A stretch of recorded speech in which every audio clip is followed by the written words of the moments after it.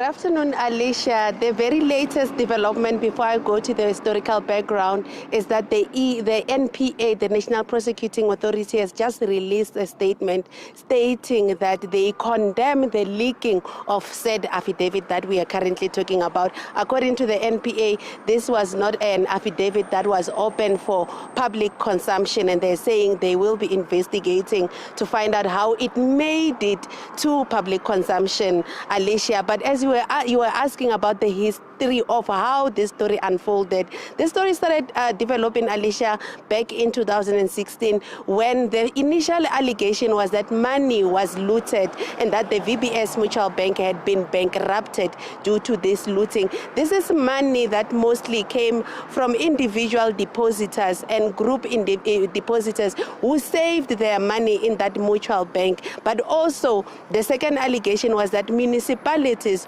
who by law, by the prescribes of the Municipal Financial Management Act, are not allowed to, were investing funds into VBS. And that's when an investigation was instituted. It was led by Advocate Terry Mutau, and we saw later, years later, he released a statement implicating several people into that looting, Alicia. Very interesting indeed, Pimani. So, latest developments in that the NPA wasn't even privy to the leakage of this affidavit. So, who are some of the most prominent people, as well as names, that have been fingered in this report? And how have they responded to the actual allegations? We've always, of course, according to the reports, known that Julius Malema as well as Floyd Shivambu were at the forefront of the scandal. But of course, there's quite a whole lot more others that have been implicated, Pimani.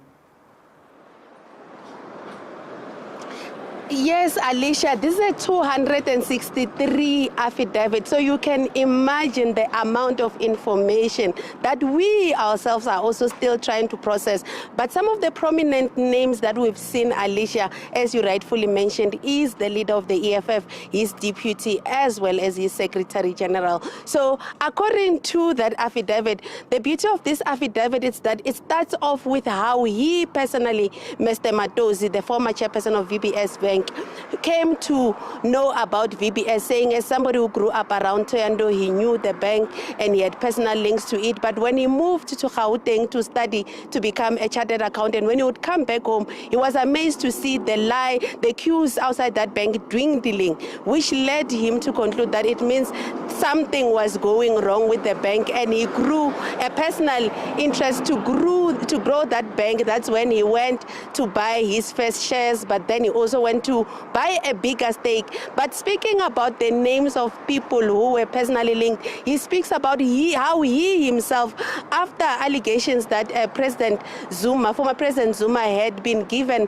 a loan by that bank to fund his Kandla homestead, when he started seeing statements from the EFF condemning that loan, he personally reached out to the EFF and set up meetings. He said in that meeting there was the president, the deputy president, and Mr. Marshall Dlamini, where he says they discussed that he appealed to them that as a black party, they should not be at the forefront of collapsing the image of the bank because it is catering for the black community. He says out of that meeting there were agreements where VBS would, what he calls, donate funds to the EFF. He says the donations were paid into an account that was created by Mr.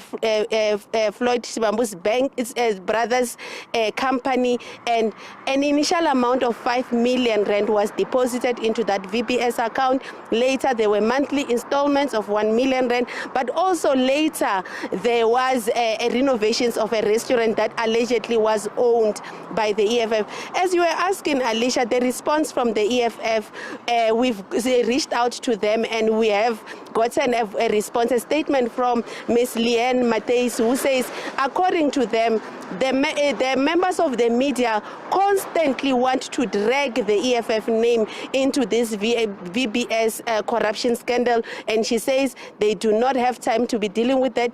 Currently, they are busy with their parliamentary work, but further, they are busy with preparing for their anniversary celebrations that will happen in Kimberley. So the EFF saying they are not going to attend to any of those specific allegations about how much they probably got in donations and how much they didn't. But the second stakeholder that is mentioned, Alicia, as you played that clip by the spokesperson of the ANC here in the province, are some prominent ANC leaders in the province, including the deputy chairperson of the party, Ms. Florence Razilani, who, according to Mr. Matozi's affidavit, she received a Christmas gift and she also asked for more. According to the ANC, they are going today, they are having their usual PEC meeting. So part of that meeting will also discuss this affidavit that has been linked, and they will come up with a way forward. But he emphasized that they will ensure that no one is protected. Whoever needs to be held criminally liable should be done so. But other prominent names is Vavenda King, Mr. Tony, former Vavenda King, Mr. Tony Mpepo Ramabulana, whom we know was removed from that position currently.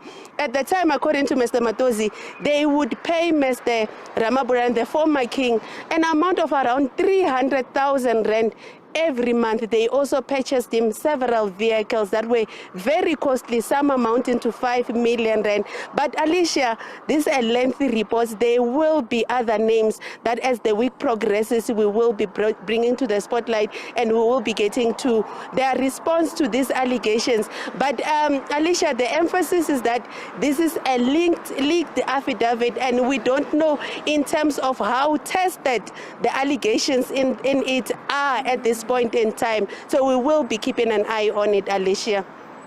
Very interesting indeed that you mentioned that, Pimani, because also looking at now that you've confirmed that the NPA has said this is actually a leaked document. Very interesting that you mentioned around how the money was actually moved around to actually implicate the brother of, EFF Deputy President there, Floyd Shivambu, who actually owns the company Eskamega, and that is where actually some of the monies, we understand, according to the leaked affidavit, were actually filtered through. So maybe take us through where the matter stands now in terms of criminal charges. Who has been officially charged, and is there any likelihood for more others to be charged very soon? Eskamega, that company, the most interesting thing around that EFF link is Mr. Matozi himself speaking about meetings specifically with Mr. Julius Malema and Mr. Floyd Shivambu, stating that personally he only met Mr. Shivambu's brother, Mr. Brian Shivambu, much later on when the company had been formed, because he says he insisted that the funds, the donation, would be made to a VBS bank account. So he says they later went to form that account under Mr. Shivambu, the brother of Mr. Shivambu's name, and then they opened that VBS account. So it's quite interesting how he personally says they were aware. Even there's a line in the report, he says they are aware that this was a corrupt transaction. So indeed, we will be keeping an eye on that to find out what specifically will unfold. But speaking of criminal cases, Ayanda, there's been 2 criminal cases that have been finalized. The first being of the former Chief Financial Officer, Mr. Philip Truta, who pleaded guilty, same as Mr. Matozi now pleaded guilty, but he pleaded guilty in 2020. He was convicted to 10 years imprisonment. He has been serving that jail term since 2020. Right now, Mr. Matozi is the second person to plead plead guilty to this charge. He has been found guilty of, like, if you look at the years, they amount to over 400 years, but effectively he's been sentenced to 15 years imprisonment for all these charges. But alongside him, when he was going through the trial, there was 4 other executives that we know their pre-trial hearing has been set for Monday, the 22nd of July. So we'll be monitoring to see how this affects their pre